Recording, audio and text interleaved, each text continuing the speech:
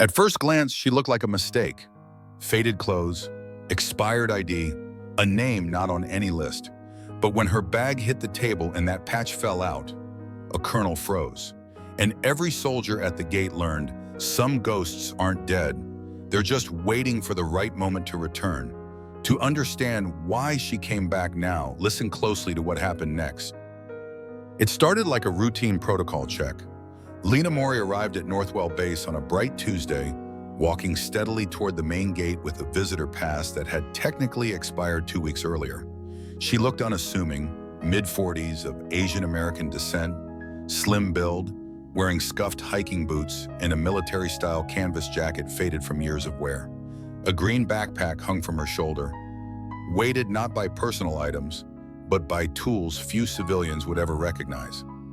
Private Hensley, barely 20, glanced at her and immediately frowned. "This pass isn't valid anymore, ma'am." Beside him, Sergeant Renfield tightened his grip on his clipboard. "Do you have any updated clearance?" Lena said nothing at first, just handed over her folded papers without flinching. Her voice, when it finally came, was low and composed. "I was asked to consult on your radar calibration issue. Command should be expecting me." But as they checked the roster, her name wasn't listed. The guards exchanged suspicious looks. "We'll need to inspect your bag," Hensley announced, already reaching across the counter. "Open everything," Renfield added sharply. "Tools out, all compartments." Lena didn't argue. She knelt down, slowly unzipped the bag, and placed each item gently on the metal table. A soldering wand, a digital optic calibrator, a folded military terrain map, and a dense logbook filled with handwritten schematics. Renfield picked up the calibrator and turned it over. "This is military grade. Where'd you get this?" "I built it," Lena replied evenly. The younger guards snorted. They continued searching, eventually tearing open a side pouch stitched into the lining. Something small and cloth-wrapped fell out. Renfield unwrapped it carelessly and froze. Embroidered on gray canvas was a patch few had ever seen in real life. A wolf silhouette fading into mist. Ghost Recon. Private Hensley leaned in, brow furrowed. "What is that?"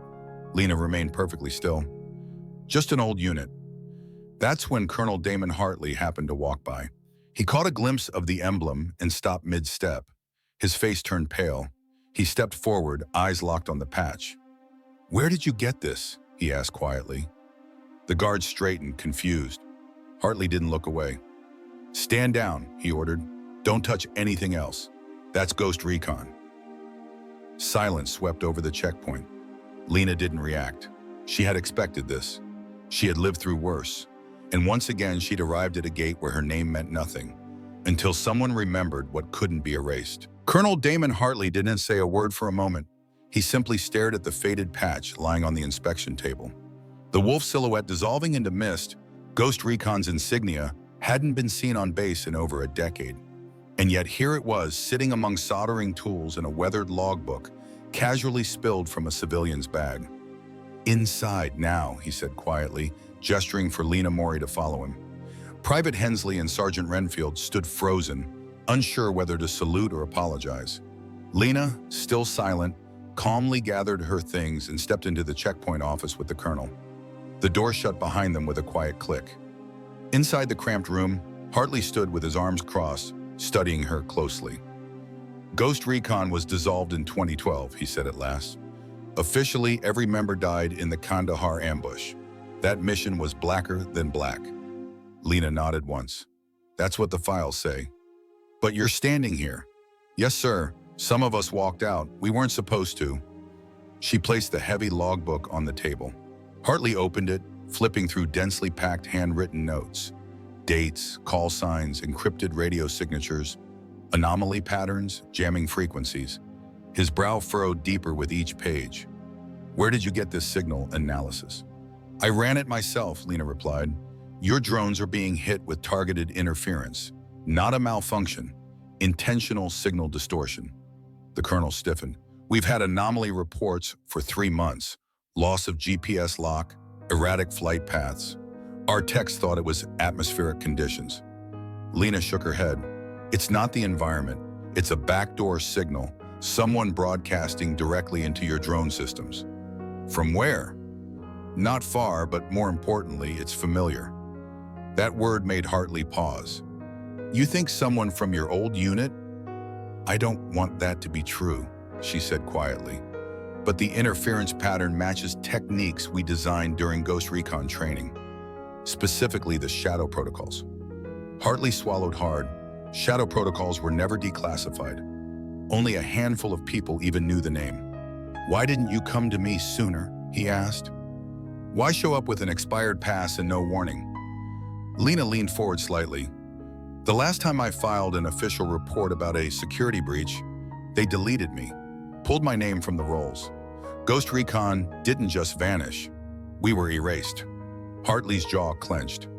I remember. We weren't supposed to talk about it. Classified failure. No memorials. No press. No survivors, she added. That was the narrative. He flipped back to the first page of the logbook. Her call sign was etched in block letters. Shadow 9. You were the team's signal specialist, he murmured. Lena nodded. And I designed half the drone counter-intrusion architecture you're still using. Hartley stood in silence for a long moment, weighing a decision far above his pay grade. Finally, he walked to the door and called over a junior officer. I need handwriting verification. Compare this to archived Ghost Recon notes. Look for Shadow 9. 20 minutes later, the officer returned with a manila envelope stamped classified historical. Colonel, he said breathless, it's a perfect match. She wrote the encryption protocols we're still referencing in legacy systems. Sir, she's the architect. Hartley turned back to Lena. You're telling me the very systems being attacked were built using your designs, and someone out there knows how to break them. She met his gaze directly. And they're doing it. Now. Hartley looked down at the insignia patch on the table one last time. Then he made his decision. What do you need to fix this? I'll need 48 hours of unrestricted access to your drone systems, Lena said without hesitation, and 3 technicians who know how to follow instructions without asking too many questions. Colonel Hartley didn't blink. Done. I'll assign my most trusted team. Within the hour, Lena was escorted to the Drone Operations Center, a high-security control hub deep within Northwell Base. She moved through the layered interfaces like someone who'd written the code herself, because in many ways she had. Her 3 assigned technicians were young, sharp, and slightly skeptical. Lieutenant Kara Lawson, Staff Sergeant Jules Mendez, and the youngest, Specialist Damon, fresh out of advanced technical school. They exchanged glances when Lena began working. She's using legacy code systems we've barely touched, Mendez whispered. Lieutenant Lawson leaned in. You think she's legit? Colonel Hartley brought her in personally, Damon replied. That's not nothing. But after just 6 hours of observing Lena work, even their doubts began to vanish. She rebuilt the internal firewall structure of the drone interface, rewrote authentication protocols, and layered in encryption patches that weren't in any manual because they had never been documented. As the sun set on day 1, she traced the intrusion pattern to a relay node outside the base perimeter. They're spoofing our GPS signals, she explained. Not from a satellite, it's ground-based, smart, subtle, but I know the signature. Lieutenant Lawson leaned over. This pattern, it matches your earlier logs. It does, Lena said softly. It also matches an old Ghost Recon shadow simulator from 2011. We used it for jamming practice drills. Mendez frowned, but that system was destroyed after the Kandahar ambush. Lena turned to face them. We thought it was, but this attacker knows too much. Someone either rebuilt it or never stopped using it. That night, rumors began spreading across the base. Did you hear that civilian from the checkpoint? She's not just a contractor. Colonel says she was Ghost Recon, Shadow 9. Is that even real? I thought Ghost Recon was just a myth. But those inside the operations center no longer doubted. By mid-morning on the second day, Lena had identified 3 additional signal entry points buried in the drone's control firmware, deliberately placed sabotage code that would have allowed remote override under battlefield conditions. These aren't mistakes, she told the team. They're surgical implants. Whoever did this isn't just sabotaging systems. They're preparing for a full control hijack. Damon looked alarmed. Like, they could take over the drones during a live operation? Lena nodded grimly. And crash them. or worse, redirect them. You don't build something this specific unless you're planning to use it. They worked nonstop through the night, Lena leading the way, her calm intensity never wavering. When fatigue threatened to slow the others down, she didn't raise her voice. She simply kept working, and somehow they kept up. On the third morning, their breakthrough came during a routine training exercise. 3 surveillance drones lost GPS signals simultaneously. For a moment, panic spread through the control room. "They're drifting," Damon shouted. "We're losing them." "No, we're not," Lena said. Her new override protocols kicked in automatically. The drones steadied midair, switching to emergency fallback channels that she'd programmed less than 12 hours earlier. Control was reestablished. Nothing crashed. No one was hurt. In the debrief that followed, Colonel Hartley stood before the entire operations unit and made it clear. 3 days ago, we were vulnerable to an invisible enemy, he said. Today we are safer because of one person. He turned toward Lena. She's not just a consultant. She built the systems we still rely on. And this morning, her protocols saved this base from a catastrophic failure. He paused, then added with quiet conviction. Ladies and gentlemen, you've been working under the protection of Ghost Recon. The room erupted in silent respect. And Lena? She only nodded once and went back to checking the signal logs, because something still didn't feel right. The pattern was too familiar. After the near disaster was averted, the base finally exhaled, but Lena didn't. She stood alone outside the drone operations center, staring at the signal logs still scrolling across her tablet. Her fingers hovered over one line, repeating interference frequency, identical to one used during Ghost Recon field drills over a decade ago. Someone wasn't just copying their tactics. Someone was replaying them. Colonel Hartley found her there, quiet as always, but this time her silence held weight. "You're not satisfied," he said. "No," she replied, "because I know this pattern. It's not just familiar, it's personal." Hartley took a breath. "You think it's someone from your old team?" Lena nodded slowly. "Shadow 3, he was our counter-signal specialist. Brilliant, paranoid. He disappeared the night of the Kandahar ambush. His body was never recovered. I thought he was dead.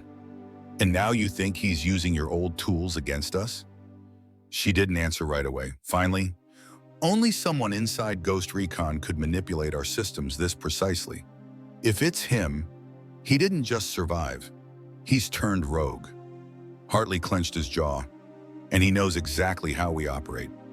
Lena tucked her tablet under one arm and turned to face the colonel. "I came back to stop a threat, not reopen ghosts. But if he's out there, we have a bigger problem." Colonel Hartley looked at her with renewed urgency. "Then we don't have time to wait." Weeks passed. The attack stopped. No more interference. No more drones drifting into chaos. The silence itself felt strange, like a warning disguised as peace. Lena never confirmed if it was truly over. She didn't say whether she'd found Shadow 3 or just left a trap waiting for him.